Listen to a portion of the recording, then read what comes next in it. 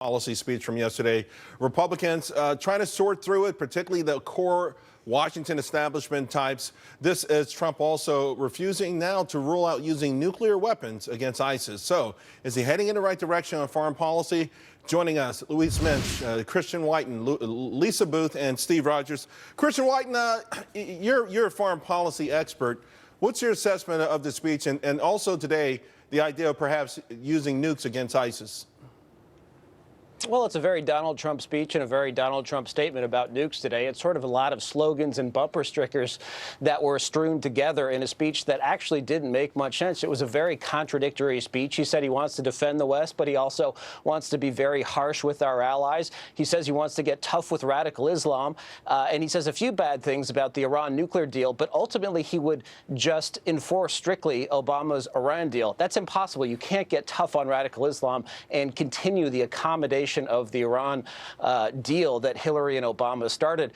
And finally, I'd say that a lot of what was in the speech sounds a lot like Hillary Clinton. It would be very hard to differentiate from Hillary in the general election. Can you give me one example? His policy on ISIS is basically hers, and the policy on Russia is basically hers, too.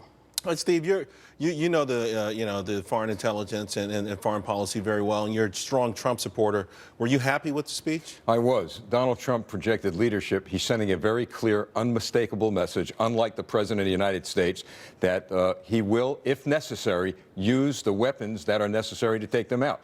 Look, we need a president who's going to stand strong, like Winston Churchill. And you know as well as I do that Churchill was the most criticized man on the face of the earth and grew to be one of the greatest leaders on the face of the earth. So that's the road Trump is taking, and he's going to make America great again. That was well played. He checked you with Churchill before you could even critique. Exactly. Well, let me tell you something about Winston Churchill. He would not have been pandering to Iran the way that Donald Trump is. I mean, let's get real. This is a guy who wants to continue the failed democratic policies of Barack Obama, a guy who's on record saying Bill Clinton had a fantastic presidency, much better than George W. Bush. Again, delegates aren't going to forget that. Louise, America's allies, they look at the foreign policy speech, you're going to use a nuclear weapon against ISIS. How are you going to do that? I know. ISIS aren't a nation state. You're going to blow up Syria? Is that what you're going to do? When Donald Trump says that a great country also takes care of its warriors, that we should never enter agreements that allow us not to control our own affairs.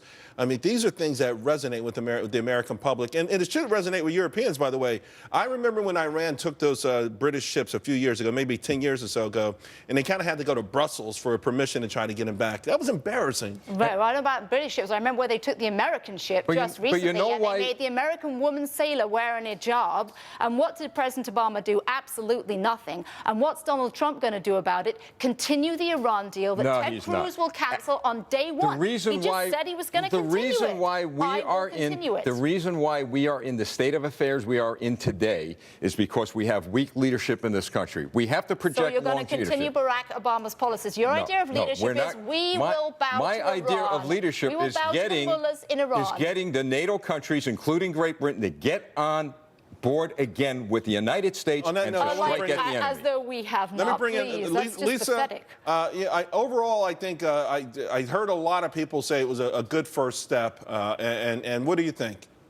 Well, and I'll let the foreign policy buffs duke it out over the substance part of it. But politically speaking, look, this is Donald Trump trying to take a step towards substance, trying to prove to the establishment, because if you look among the Republican Party, foreign policy is a top issue. It always has been. It's a number two, number three issue for many Republicans. So this is a step for him to try to coalesce the Republican Party, because if he is going to be the presumptive nominee, which it looks like he's most certainly heading in that direction, he needs to put some policy or substance down on the table and win over some of these Republicans and coalesce the party. I mean, Chairman Bob Corker of the Foreign Affairs Committee of the Senate gave it a positive nod. But these are the sort of things, the steps that he's going to have to take to try to coalesce the party and prove to them, I'm a serious actor, I'm going to be a serious president, and I can represent the Republican Party. Yeah, Corker's more or less saying it was a good first step. So, all right, guys, let's leave it there. Once again, very spirited. I appreciate that. There's a new Tennessee